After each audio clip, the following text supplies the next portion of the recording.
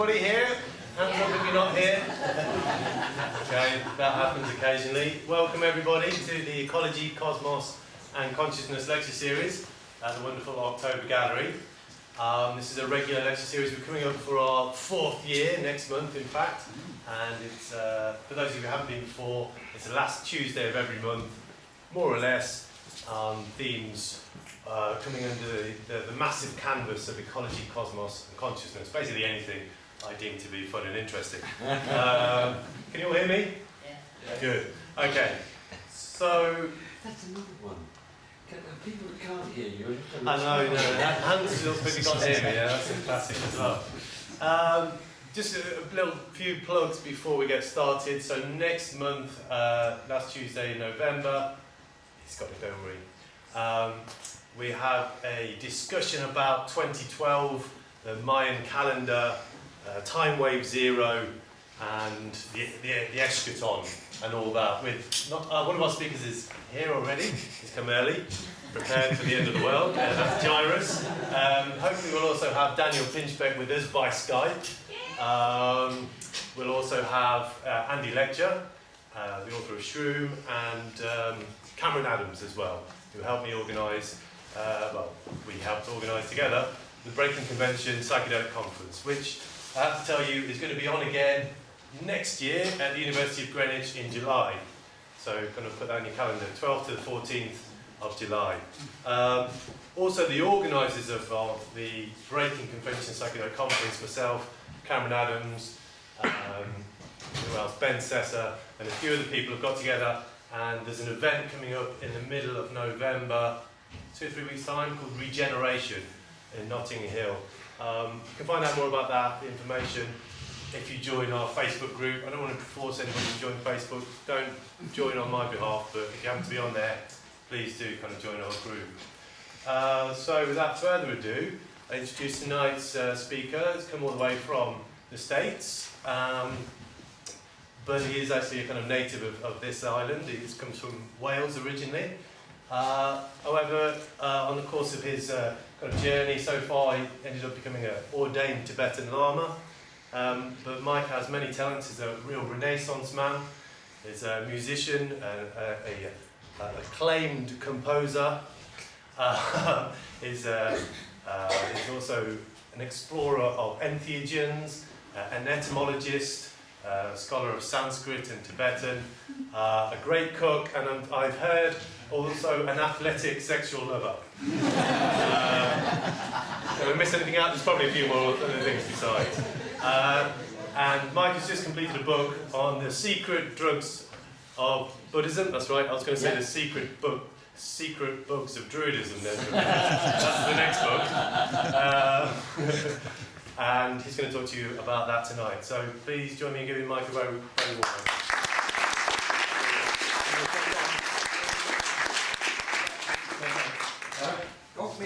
Yeah, that turns me on. Don't you like that? Am I on? Yes. Yeah, good. All right, well, okay, how many people here know of, I want hands up, know of the ancient Vedic use of drugs as documented in the Rig Veda?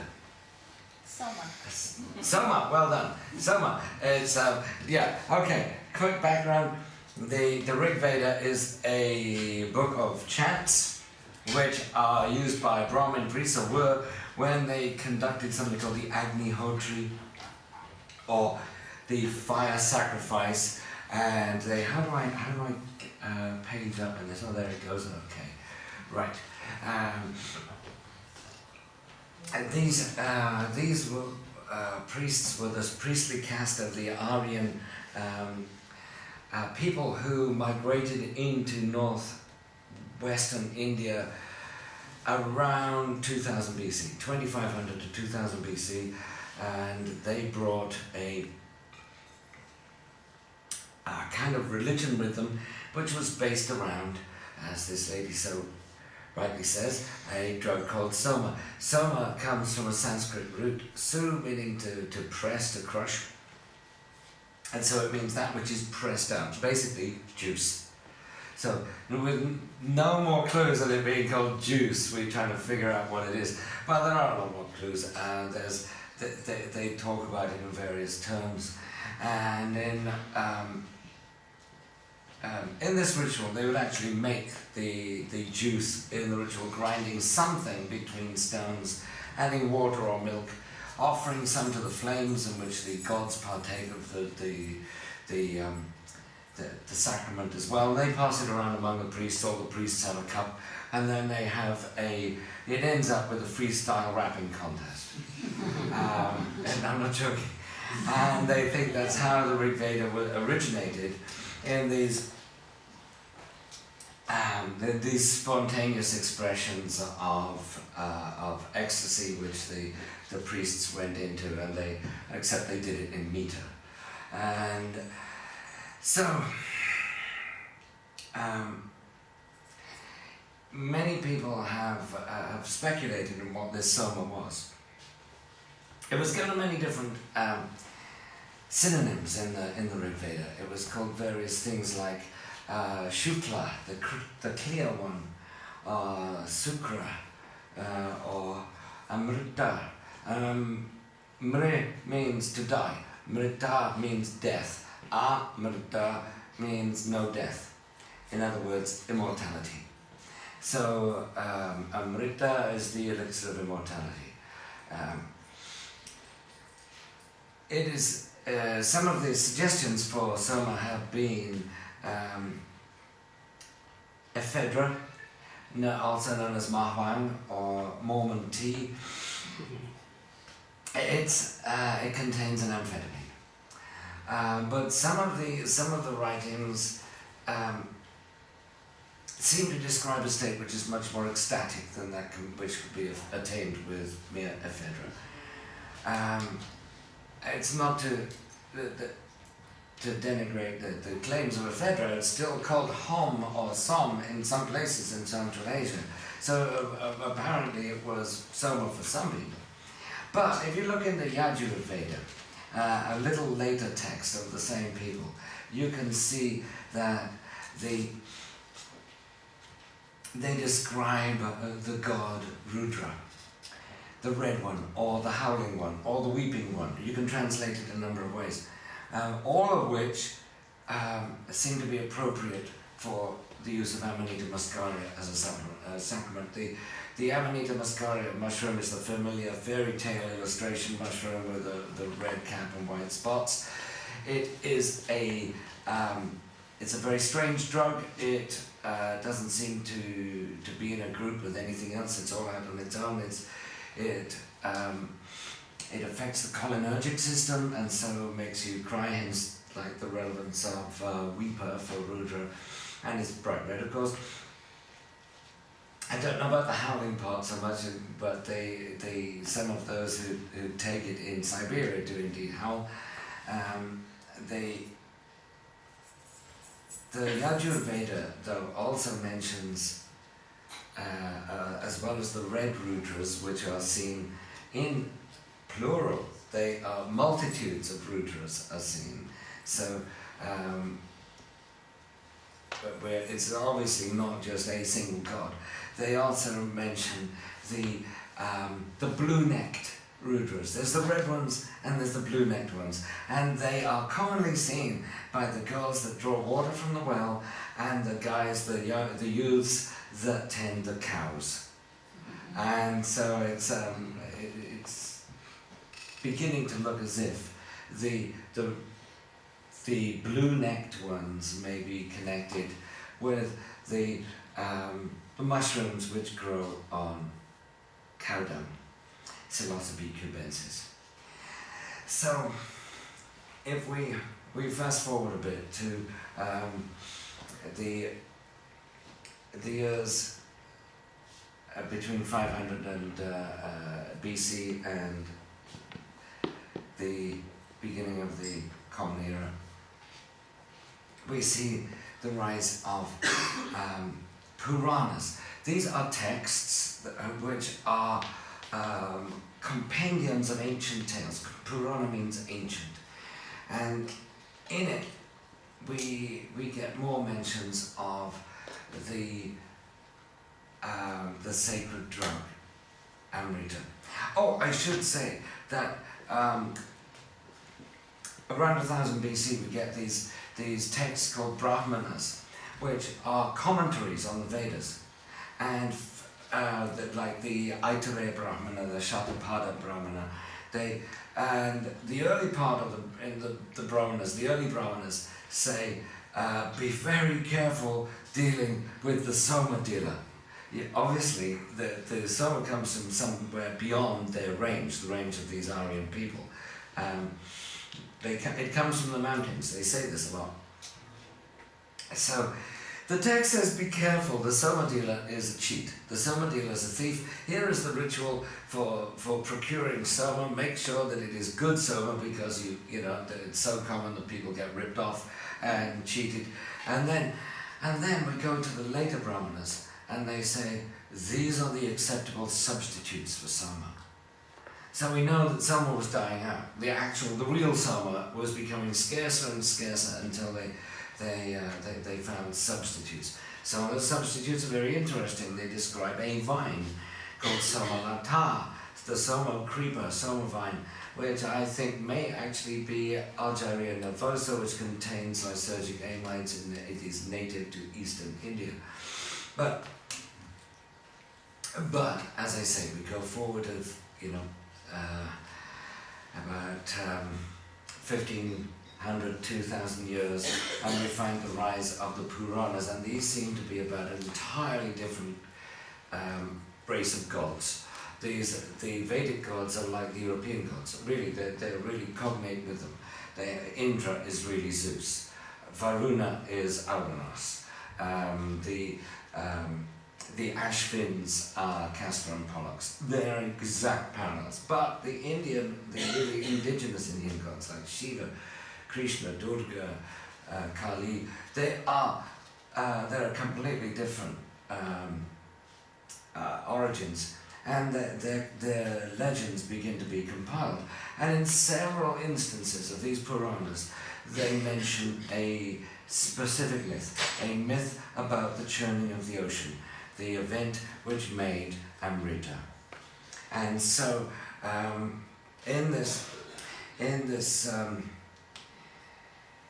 myth, the gods keep repeatedly being beaten by the Titans. You can imagine that, and it is hypothesized that the gods, the Devas, represented the gods of the Aryan invaders, and the Titans, the Asuras, were the gods of the indigenous people, these denigrated people known as Panis, or the various like derogatory words in Sanskrit for these other people, and that you had to buy a soma from. And so the several Puranas, the Mahabharata, the Ramayana, they all tell you the story of the churning of the ocean. It must have been a very important myth. And they have variants. They all have different variations. But in it, there is all these various beautiful things come out of the ocean. And the final thing is the world's first physician carrying a pot of soma, or amrita, the elixir of immortality. There's a byproduct, a terrible poison, which Shiva decides to drink, and he holds it in his throat. There's various reasons for him holding it in his throat. The one I like is that his wife, Parvati, says, no, don't swallow it, and puts her hand at the base of his throat, and then Vishnu says, and don't spit it out either, and slaps his hand over his mouth, and so he has to hold it there, and it turns his throat blue. Well, and so this is how Shiva gets his most familiar epithet, which is Nilakanta. Nilakanta means blue throat, literally, but Kanta also means, like with a wine glass, it's the stem. It's like anything, any narrow place by which you would pick something up. It is also cognate with, linguistically related to, derived from the same root as the word Kanta, without the retroflex N and palatal T, without the little dots beneath the letters. It means stem or branch. So we're told then that this explains why Shiva is called blue stem. I personally don't believe it. I think it's called blue stem because Shiva is the mushroom, Psilocybe cubensis, which the stem turns blue after you picked it because the bruising causes an enzymatic degradation of psilocin into psilocin oxide, and psilocin oxide is dark blue. I think that is why, that's where the Nilakanta, that term comes from originally. But Shiva is not the only Nilakanta. The term blue throat is also used for a peacock because he has a blue throat. But the funny thing is that in Indian folklore, it says that the peacock is poisonous. You can't eat peacock meat because he swallowed the poison at the churning of the ocean. So in other words, peacocks and Shiva are the same thing and really the mushroom. So let's have a look at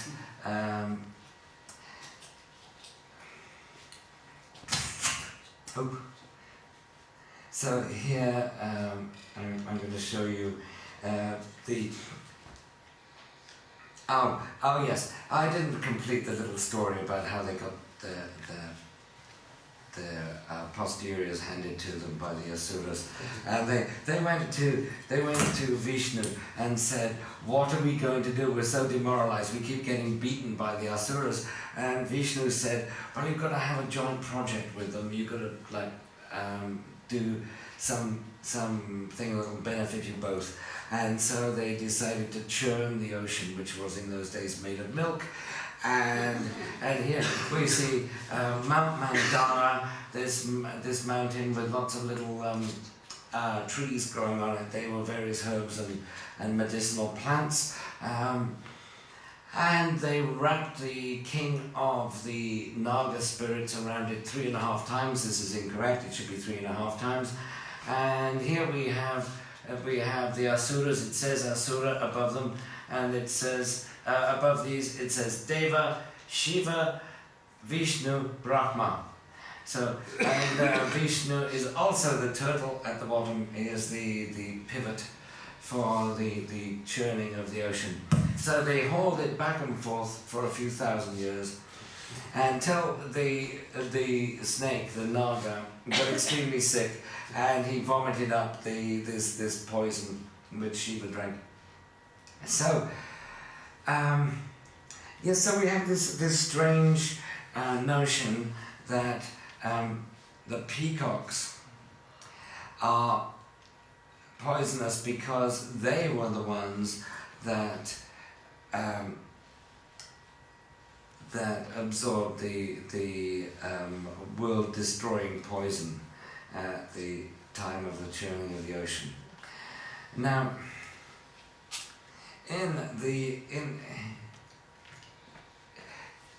there seems to have been something strange that happened around the 7th century or so.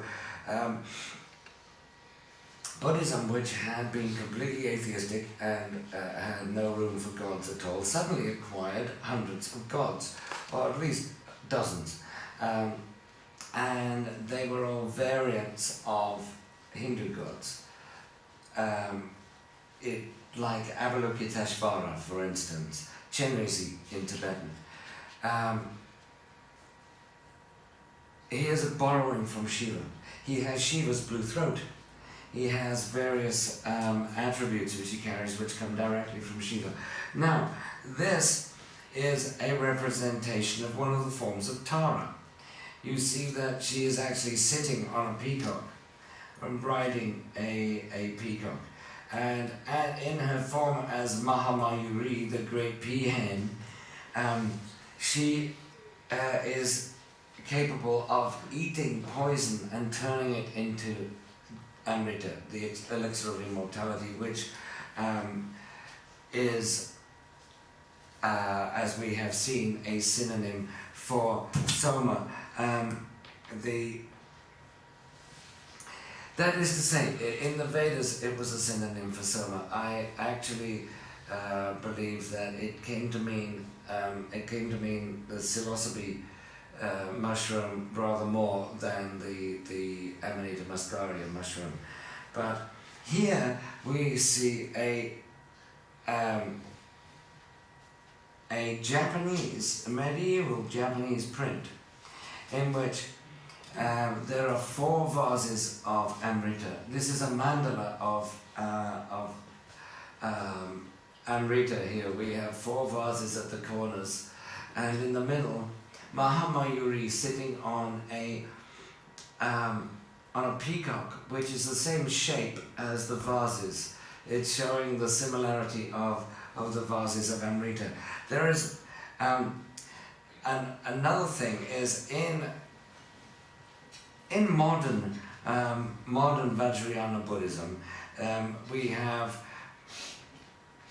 we still use amrita, but it's just a coloured water. It doesn't really, with lots of blessings, but it doesn't really have anything psychedelic in it.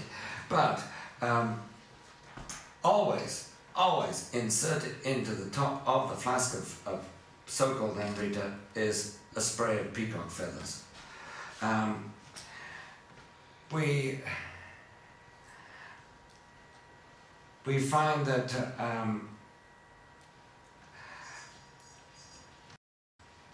there is, I should mention about Vajrayana Buddhism that the Vajrayana practices, the tantric practices, the sadhanas are not available to everyone. You must be initiated first, and you have to qualify for the initiations by doing a certain amount of practice. And in the initiation, you're given a dose of amrita. The writings on amrita make it quite obvious that it is supposed to be psychoactive. And the initiation is in 3 phases, which correspond to the phases of activity of the drug. This is covered in other chapters of my book. I won't go into it now, but one of the things that the initiation qualifies you to do is to take part in a tantric feast or Gana Chakra. And the first thing you do in the Gana Chakra is drink amrita. So it's quite, the substance is quite central to the practice of Vajrayana. Oh, also we see that, for instance, I'm going to see if I can find this illustration. There's a deity, can't find it so far. Okay, there's a deity called Vajrabhairava who has a buffalo's head and rides on a buffalo. Why buffaloes? Water buffaloes. What's special about them? Well, it just so happens that there is a particularly potent species of psilocybe mushroom called psilocybe mushroom called Panaeolus cambogeniensis. It grows only on the dung of water buffaloes and nowhere else. It is strange that sometimes this deity with a buffalo's head doesn't ride a buffalo but rides a peacock instead. Here we see the well-known deity Amitabha, who is carrying a begging bowl. In the begging bowl there is a flask of amrita with a red flaming jewel above it. It's difficult to see, but there are 4 stylized streams of amrita flowing out of that flask. It is an overflowing flask. How do we know this? Because all Vajrayana paintings, Tibetan religious paintings, are painted according to a script. They are all derived from a written sadhana. We don't have to look at the painting and say, well, I think that looks like something or other. You just look up the text and find out what it is. And so it describes quite clearly, this is a flask of amrita and there are 4 streams coming out of it. The throne, as we can see, is supported by 2 peacocks. His name, Amitabha, is usually explained as infinite light. Amita Abba in in Sanskrit, literally not measure light or radiance. A very great authority on Buddhist iconography, Professor Lokesh Chandra, has pointed out that the name is actually not Sanskrit at all, but Prakrit, and that the Amrita part is Prakrit for Amrita. So his name means the radiance of Amrita, the sacred psychedelic sacrament.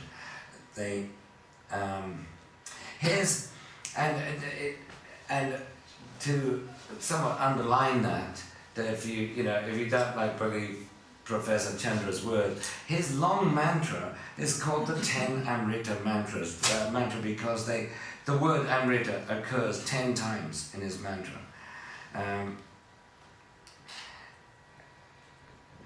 And here, one of the great things that came out of the churning of the ocean is Surabhi, the wish-granting cow. And we know that the Psilocybe mushroom grows on cow dung. And so we would expect, if we are talking about the Psilocybe cubensis mushroom as being Amrita, you would expect cows to be associated with it.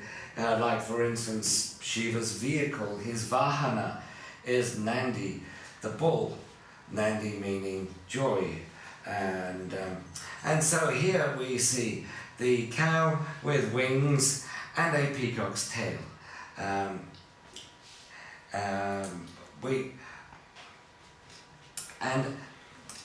in the Gana Chakra that I mentioned, the sacred feast, one drinks a concoction of 5 amritas.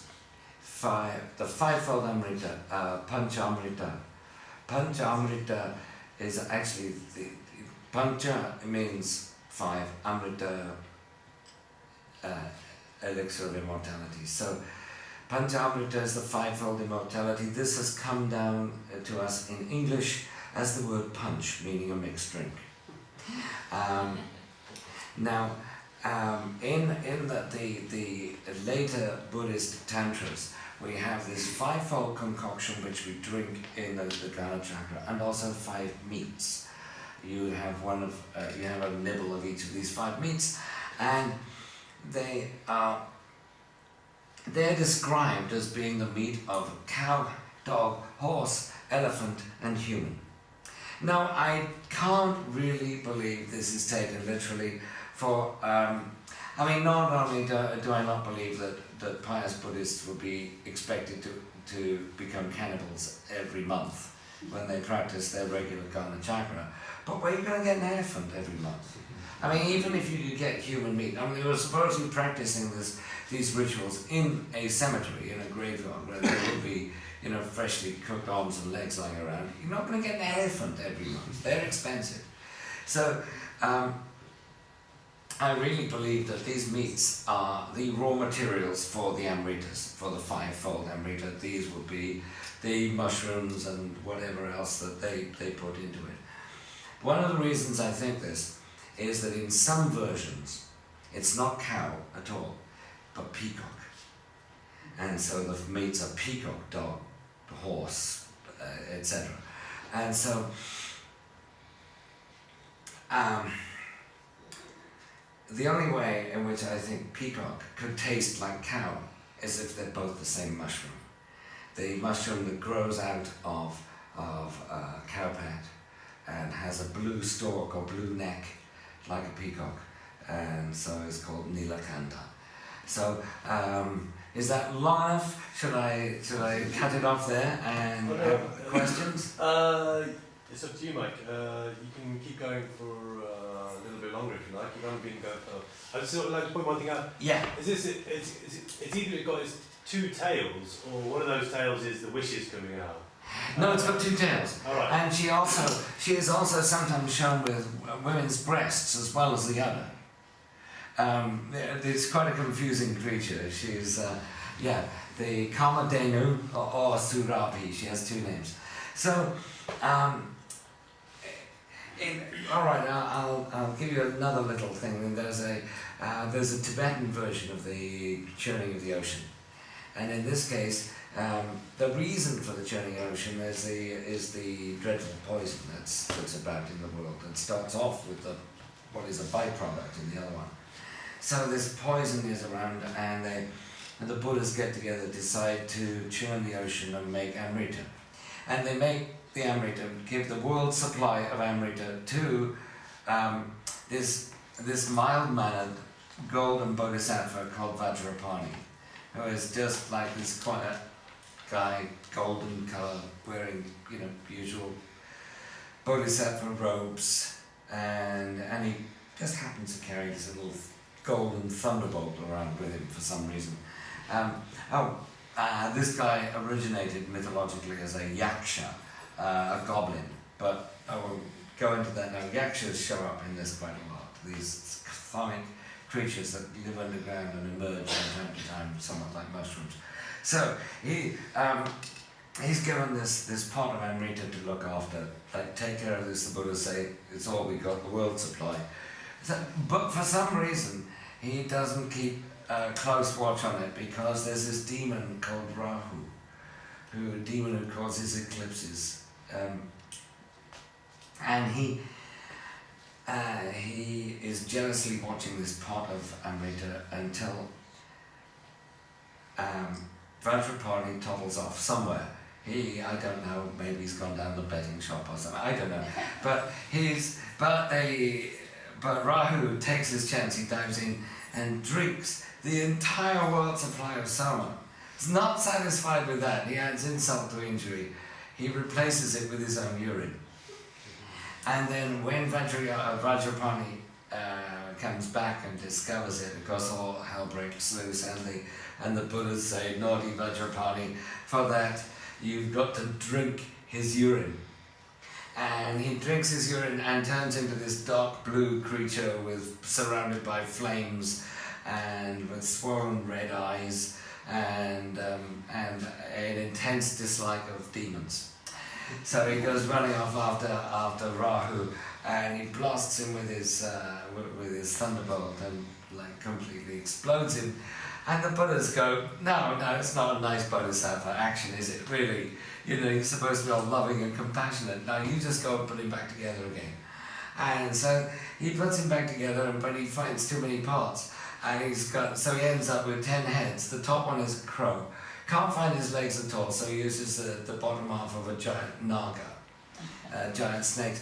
And he's got eyes all over his body and a face in his belly. So he has a parasol too. He has not a parasol, a flag. That's right. It's a banner, but it's not like a flappy flag that we're pennant like we would call a flag. These banners of victory, dvaja, they were held up in battle after an Indian armies had been fighting. When one was defeated, the victor would raise this banner of victory called the dvaja, or a jaya dvaja, which victory banner, and it's like umbrella with a skirt around it.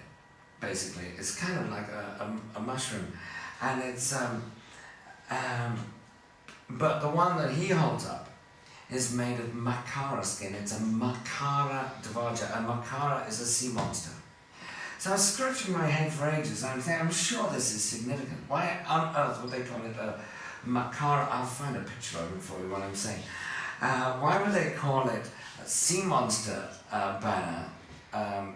There has to be a reason for that. And so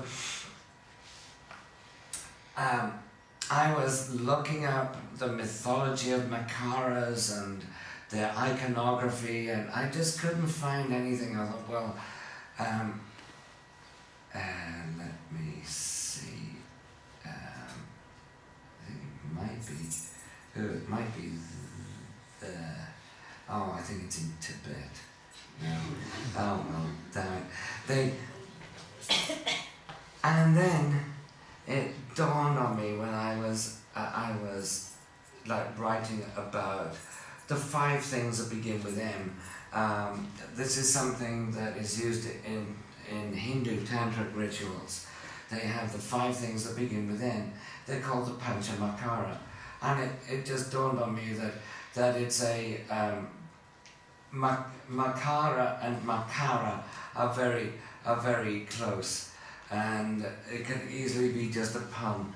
And this is the the banner could be a reference to a mushroom. By the way, no Sanskrit word for mushroom.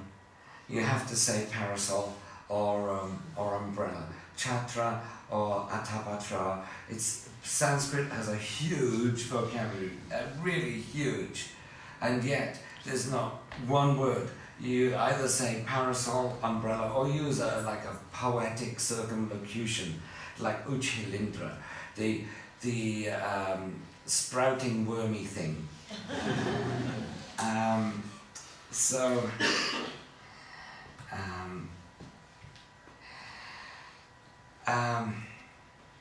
Yeah, so it occurred to me that, we'll come back to him. It occurred to me that these, that they could mean, if the Dvaja is a mushroom, it could be the mushroom that begins with M, or with something to do with it that begins with M. And one thing that begins with M is what he replaced the soma with. Urine, mutri. Mutri in Sanskrit is urine. So I think you're saying the urine mushroom. Here, I don't know if silly me, I just assume that everyone is familiar with the physiology and the pharmacology of like the uptake and metabolizing of muscimol and ibotenic acid, which is found in the Amanita Muscaria mushroom. Well, the active principle, the thing that gets you high, is called muscimol. But there's a lot of ibotenic acid there as well, which is somewhat intoxicating, but mostly toxic. And when you eat it, your liver actually converts a lot of the ibotenic acid into muscimol. So the person who drinks your urine after you've eaten it is actually going to get a better trip than you. So here we see a Tibetan version of Ganesh called Authority Averting Ganesha, or Ganapati to be strictly correct, with his consort, who is a monkey, a female monkey. There's no funny business here. Who is drinking a stream of wish-granting gems from his penis. And the only authors who've actually written this up and commented on it say that she is filleting him. I do not believe that. They were not shy about showing such things, and that is not an erection. Here we have a one-legged demon surrounded by wish-granting gems. I really don't know where that is. I'm looking for something and I thought I would find it. But, so I have a picture of Rahu, it's a rather splendid picture. But the thing is that I think I mentioned he has 10 heads, and the top one is a raven. There is a strong connection between ravens and Amanita Muscaria in Central Asian mythology. In Afghanistan, the Amanita Muscaria mushroom is called Aish al-Harab, which means raven's bread. And there is still a fly agaric Amanita Muscaria cult in Afghanistan. It's quite possible that the Aryan people picked up the use of that mushroom in their migration through that area when the Andronovo culture migrated through what is called the BMAC, the Bactrian-Margiana Archaeological Complex. But that's really prehistoric and quite speculative, but I think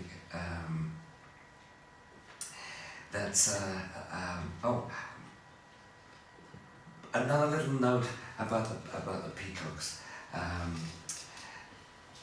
In the 11th century in Rajasthan, there was a monastic order of a Shaivite monastic order known as the stoned peacocks, the intoxicated peacocks. And I think the word that was used was matta-mayuri, and that matta could actually mean like an elephant in rut. It does not necessarily mean intoxicated with a drug or alcohol, and so it could be interpreted as the lovesick peacocks. But I think that would only be the cover story if anyone probed too deeply. But I think it's fairly. It seems fairly obvious to me through the scraps of data that I provided you and some various other things that I could go into at length if you have the right questions. That the peacocks represent a blue staining Psilocybe mushroom, whether it's Psilocybe cubensis or Paneolus cambogeniensis. They seem to have been characterized as peacocks in iconography and legend in both Hinduism and Buddhism. So, I'll take questions. Thank you for that, Mike. That's brilliant. We'll open up the floor for some questions now for a small while. I'll just take the first prerogative, though we'll give you a chance to think about your questions, if I can. That's my catchphrase. Mike, at what point did the kind of medication stop and the meditation start, or what point did the medication get supplanted? For me? Meditation, no. Well, actually, it's like it's in the 5th century. We see the sudden arrival of tantras, these scriptures, which are very, very mysterious. They are written on many levels at once. They're what people call like multivalent or polysemic. They have many levels of meaning, and it's my guess that in many cases when they're talking about sex, they really mean a psychedelic experience, and that they are hiding this in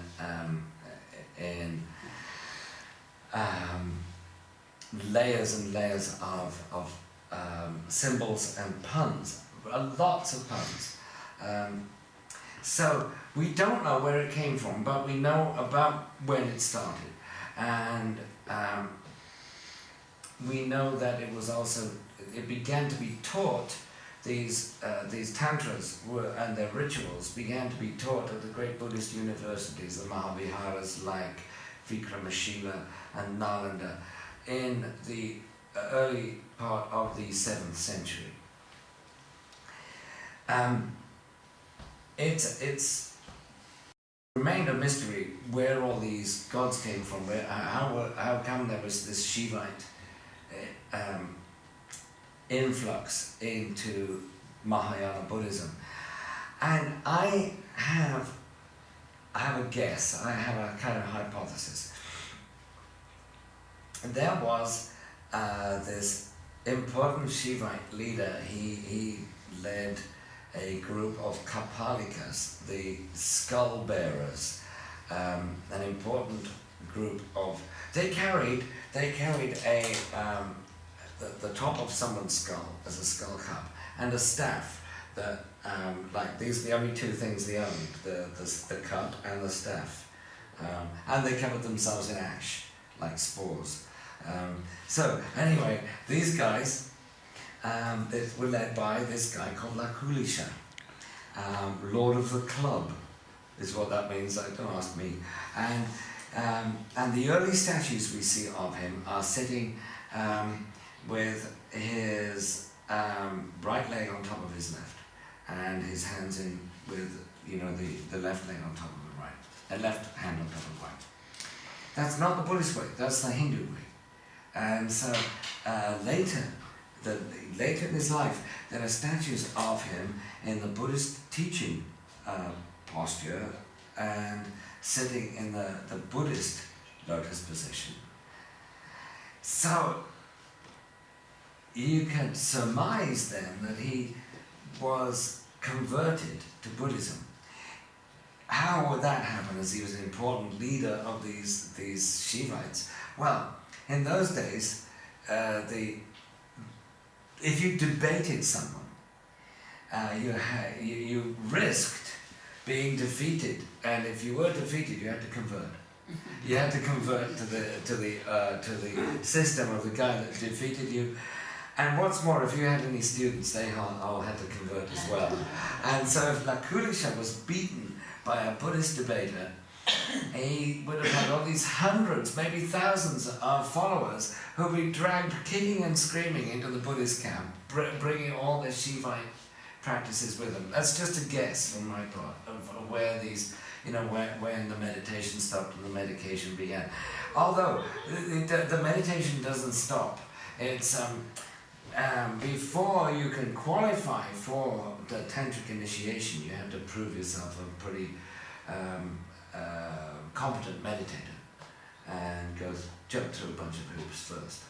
But that's my understanding, my best guess about the historical background. Thank you, Mike. Have you got no questions then? Do you want to? Yes, I would like to ask you. So your inspiration for those theories was obviously your personal experience with entheogens, with those substances. Can you tell us about your background a little bit? I'm interested because you are a Buddhist. Uh-huh. Yeah, a teacher. I discovered Buddhism, and you can read it in the book. It's actually you don't have to pay money to find that, but the bio chapter will tell you all about that. Mm-hmm. And I discovered psychedelics and Buddhism around the same time. So what's before you answer that, the second question would be, so what's the situation at the moment? Is it Buddhist taking, in secret, they don't want to tell us that they are using psychedelics? And this is very interesting. I knew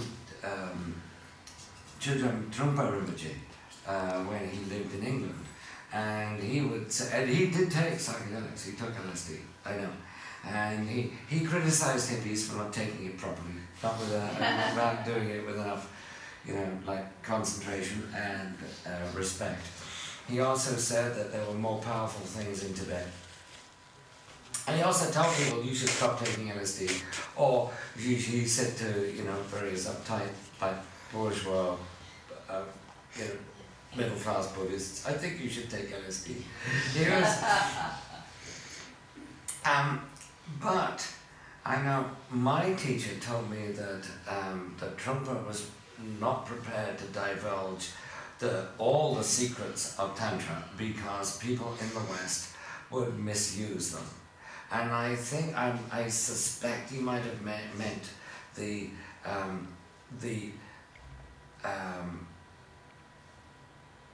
use of real amrita and not just the colored water.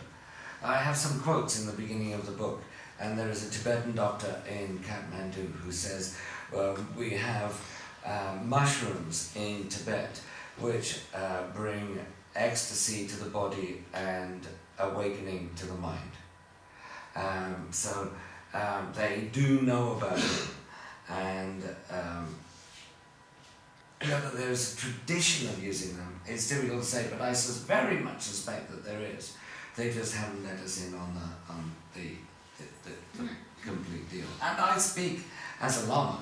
I think I'm still one of the outsiders. I'm not divulging anything that I've learned from the tradition that was secret. There are some things that in initiations where I've gone, wait a minute, I understand the symbolism here. It's about mushrooms, but I can't tell you that because it's secret. I've taken vows. But I think there are things, like in particular in the body mandala of Chakra Samvara, the initiation, they're actually instructing you on how to identify the mushroom. And if you extrapolate back to what the Sanskrit original said, because you're told in Tibetan now. It's very difficult to say whether anybody really does it anymore. So can I ask one more?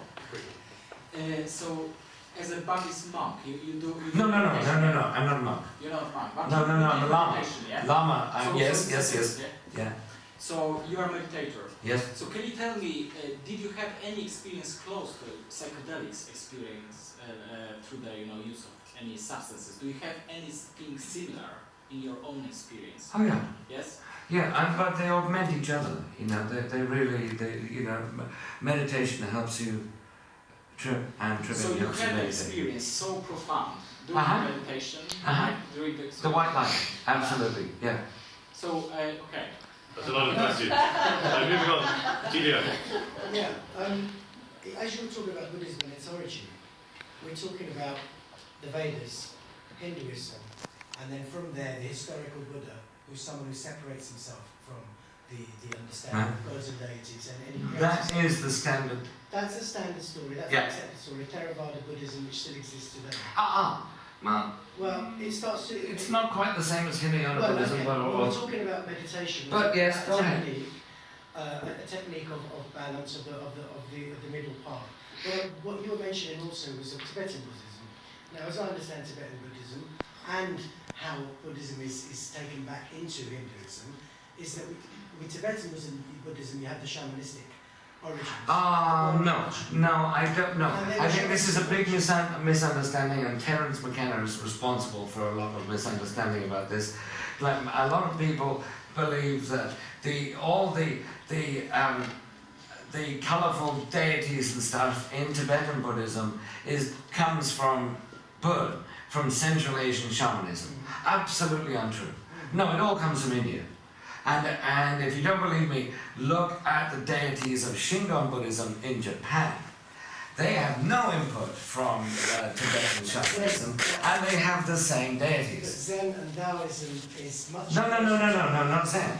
Shingon. Yeah, but Shingon. I'm saying Zen is closer to the original technique of Buddhism, which is not connected to the deities. What I'm trying to suggest in this is that, I'm quite fascinated by the idea of the psychedelic origins. I think there's very little doubt that there is some psychedelic origins to shamanism, religion, but the pure technique of meditation is separate from any involvement in psychedelics. It's generally accepted. It's not separate in the initiation. Well, you're talking about Tibetan Buddhism again. No, I'm talking about Indian Buddhism. I'm talking about Vajrayana. Well, not the pure school that you spoke about. Well, I don't know what's meant by pure. Well, you're saying atheism. Now, no Yeah. God, no deity, no projections, Yeah. no deities. But was there a Buddha? Was there a Buddha? Well, if it's accepted that there was a Buddha, Think of even this. if there wasn't, in the same way that there's not a Jesus, or there is, it allows itself. I mean, Christianity does the same thing. It assumes as it travels around, grabs pagan belief systems. And assimilates them. Yeah, and assimilates them. But in this think way, of this. Buddhism had to do the same thing. Think of this. The art of Buddhism, the earliest art. Have you ever seen any of the earliest art of Buddhism? Where's the Buddha? He's not shown. He's not there. There are all these people looking at a space under a tree. They're looking at a mushroom, or a wheel, or a pair of footprints. And if you look at the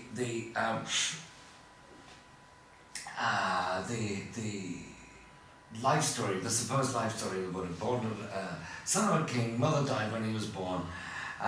He gets great prophecies about him being a world-ruling emperor or a great religious leader, spiritual leader, and his father says, "How do I stop him being a spiritual leader?" And the wise men say, "Oh, you've got to keep him away from the world, entertain him, keep him distracted, and so on."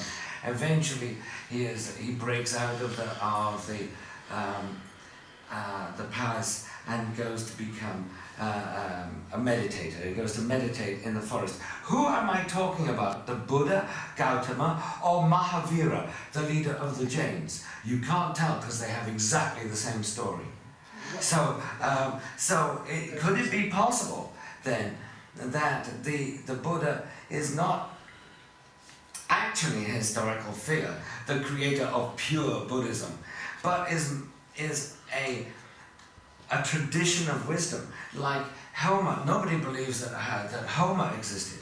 that now is just a tradition of storytelling. Lao Tzu in China, most modern scholars don't believe that there was an actual person called Lao Tzu. His name, an ancient baby. It could be just like what the old guys say. It's the old tradition. Of ideas. Yeah, but the philosophy that arises 2,000 years BC is a philosophy which is no longer just a renunciation or of creation of deities, but a technique, a psychological technique, which separates from the idea of illusion, of maya, of falling into projections. So there is a technique which does continue to this day. So we have Vipassana, which is very far removed from what we understand. And Shamatha. Vipassana and Shamatha are both like the very large, compendium of Do you see a meditation. connection with that? Sorry, Julia, can you get some more questions, please? Sorry, just that. Do you see, the final question, do you see a connection with that kind of technique? Well, you seem to be thinking that what I'm suggesting is that we just take drugs and then we get enlightened. No. There are meditations involved.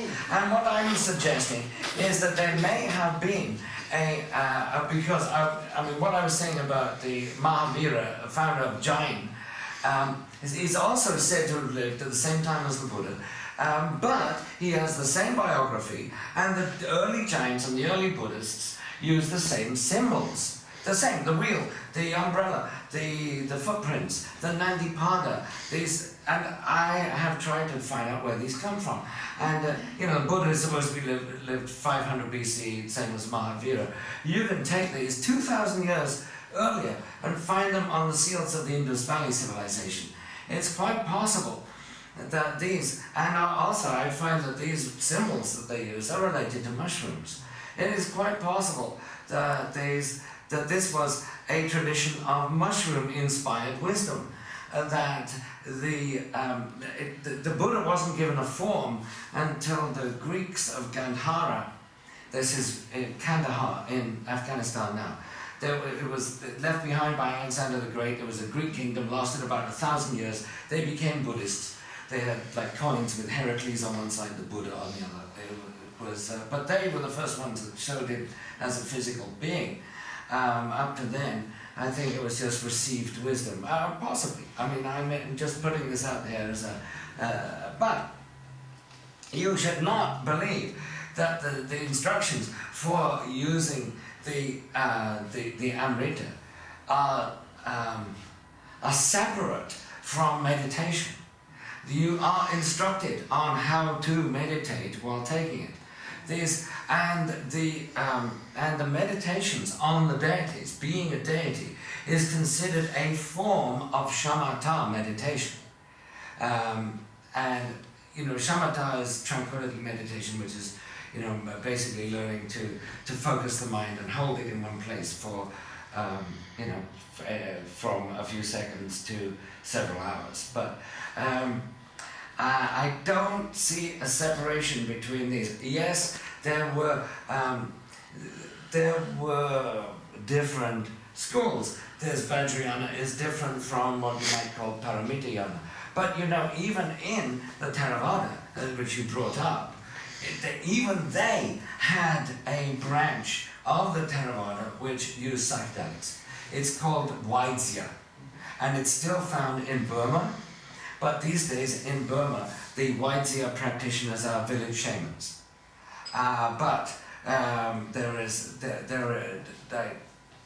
It was a much more elevated tradition in earlier centuries. But it is there too in what we might call pure Buddhism in the Theravada.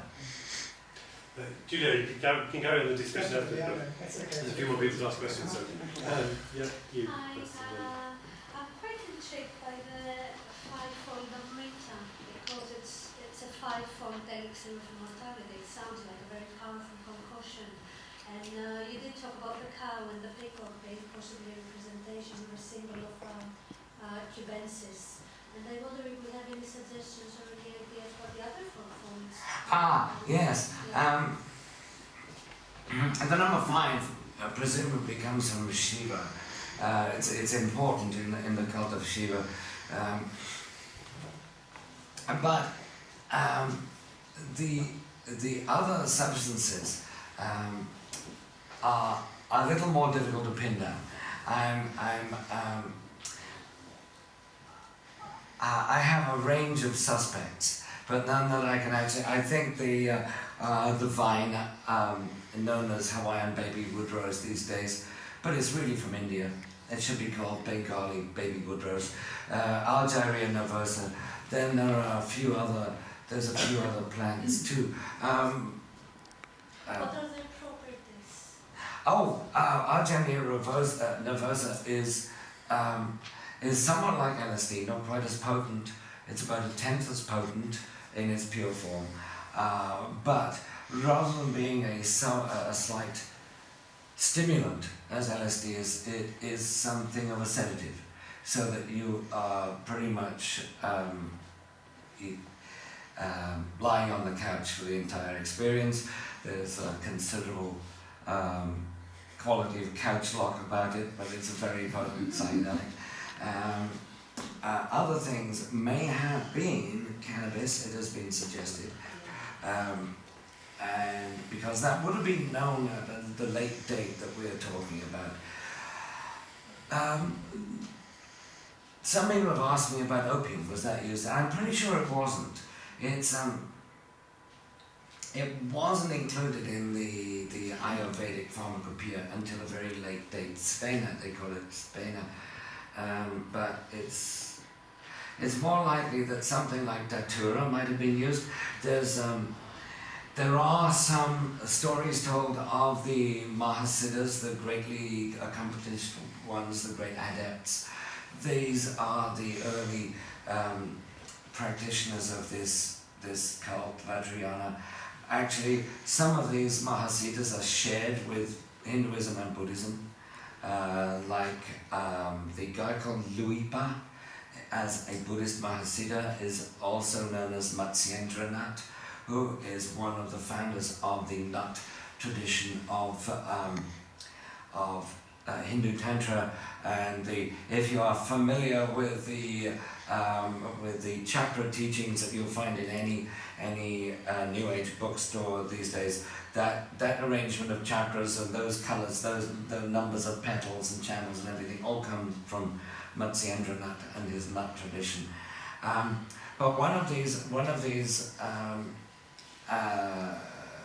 common shared gurus that share between the Vajrayana Buddhists and the Nut Hindus, Shivites, is someone who's known as Gorakshanath in Hindu practice, and as Jagellonian in Buddhism. And it's said that he gave his king a mantra to defeat his enemies, and the king forgot the mantra, and he was so pissed off he went back and he buried Jagellonian in a pit in the ground. A year later, his student Krishnacharya comes through town, and he's going, "Have you seen my teacher? I know he came this way, but I've kind of lost track of him." And they went, "Oh, the king buried him." And he was like, "Oh no, you got to dig him up again." And so they eventually dig him up. He persuades there's a rich woman to persuade the king to dig him up. And they dig him up, and he's totally comatose, but he's still alive. He's put himself into deep samadhi to survive this. And so they take from his belt his 2 bags of cannabis and datura, and they wave them under his nose. And he goes, "Oh, drugs?" And sits up, and he comes back. So we know that these guys used cannabis and datura as well. But you also find mention of things like betel nut and camphor. Camphor is something of a stimulant and causes horripilation. I love that word. It means goose flesh, makes your hair stand on end. And both betel and camphor were considered aphrodisiacs. In some internalizations of the fire sacrifice, when they became internal yoga, they imagined that there was camphor in the on the crown chakra, and then a fire coming up the central channel which melts it and it drips into the hearth and makes the fire blaze up. So I'm wondering if that isn't really about a real external process where people would pour camphor onto the flames and cause everybody to be breathing in camphor vapor and getting high. So there are a bunch of different drugs mentioned in the texts. It's more difficult to pull out the references to the ones that are only symbolically referred to, like the five meats. I would suspect that horse might be a mushroom that grows on horse dung and so on, but I know that psilocybe grows on elephant dung, and so that might be considered a different kind of fungus. Oh, in regard to that, in both Buddhism and Hinduism, tantric practitioners are known as eaters of dung and drinkers of urine. And so we can see that the eaters of dung refers to eating psilocybe mushrooms which grow from a cowpath. Drinkers of urine, users of Amanita Muscaria. The question here, then you've got. It's interesting because there is a very old superstition to never have peacock feathers on stage or anywhere in the theatre. It is a very serious superstition. If any designer or somebody with a hat came with a peacock feather, it would be considered extremely bad omen. Yes, I have heard that. I know from my background that this is the case, and that is the first ever explanation as to why that would be. I'd love to work out the connection, but if there is any, there are lots of peacock traditions too. Yes. Oh, sorry. I was kind of confused when you were talking at the very beginning, and you were saying that the soma is the amanita, and then Shiva has the poison and has the blue throat, and that's the cubensis. Right. Why one poison and one is soma, which is, I don't think one is poison and one's soma, but I'm not sure why they said it was poison that caused the blueness. Because Amanita is a lot more toxic than psilocybe. Yeah, but it's quite clear from an early stage they thought, oh well, they're both mushrooms, they'll both work as soma. And there is a certain amount of conflation between the two things. And I've even seen it in this country when mushrooms was on sale in head shops, when that was legal. I have seen head shops showing a sign in their window that says, we have magic mushrooms, but the picture they show is Amanita Muscaria, because it's a more vivid image and it's eye-catching. So even when we know that we're not going in there to buy Amanita Muscaria, that is the picture they show. So I think there's a lot of migration of imagery between the two mushrooms. It's a very good point though, and I do think that the psilocybe mushroom was the mushroom of the indigenous people of India. I think there's evidence for its use by the Indus Valley civilization. There is a Professor Irthavan Mahadevan. He is one of the great experts on the Indus Valley civilization, has examined over 1,000 seals which contain one particular symbol. And after examining over 1,000 of these seals, he came to the conclusion that it was a sieve for a sacramental drink. And my guess is that because it is pretty mushroom-shaped, this sieve, that the drink was a mushroom decoction and very likely psilocybe. And I believe that the invaders who came from Central Asia, skirting the Pamirs, brought with them the red fly agaric mushroom, red and white, that they had encountered along the Pamir mountains and the Hindu Kush, something that grows in association with trees at high altitudes, and which was dying out in India. So I think that they abandoned that one and said that one's getting hard to get hold of. We'll take this other soma that is also a mushroom. And so a lot of the old epithets and a lot of the old verses still applied to the new stuff. And in the Yajur Veda, the white Yajur Veda, which is a little later than the Rig Veda, we do see reference to both of them, the red and the blue-throated, as both being a kind of Rudra. Yes? It's time for one last question, I'm afraid. Are you able to tell us how Amanita should be prepared for ingestion? Oh, you should not eat them fresh. Definitely, be very, very careful eating Amanita Muscaria. Be careful first off that you've got the right species. You don't want other Amanitas. You certainly don't want to eat Amanita verna, Floides, or any of the highly toxic ones. Amanita Caesarea is delicious. It's completely. Do they all look alike? They look very similar, but you've got to be very careful. So. Amanita pantherina is like Muscaria but more potent, but they should always be dried thoroughly or boiled to decarboxylate the ebotenic acid. So, or feed them to your reindeer and drink the... Lewis Carroll, I think, talked about them from the same places as we've seen them in Kent. Oh, yes. In the Birchwoods there, which is... yes. Lewis Carroll it has that effect of making things very small and very large. Macropsia, it causes both macropsia and micropsia that, yes, Lewis Carroll probably read about it in a book called Seven Sisters of Sleep. It's thought that he would have read that because he had 7 sisters and he was an insomniac. And so... because of the sisters? No, just coincidentally, no. His original version of the book was the stem that made you taller, the cap that made you shorter, not one side or the other.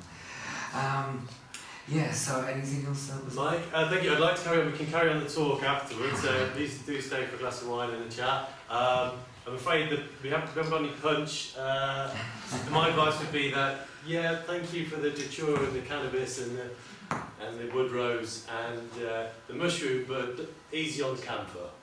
Right. Otherwise you're going to have a bit of a weird weekend. Anyway, so there'll be more talks coming up. And just quickly make an announcement that somebody here can give out some flyers. It's not something I'm organising, but it does look brilliant. It's on lucid dreaming and out-body experiences. There's some flyers back around from David here. He's going to give them out at the end. And that's next weekend. It's next weekend. Next weekend. Can I put a plug for the book? Please, Dan, of course. Oh yeah, the book, the whole thing, and that was just like part of a chapter, but the whole thing is available at secretdrugs.net. So that's it, Secret Drugs of Buddhism. I'll put a link on the Facebook group. Yeah. Brilliant. And you want to make a quick announcement?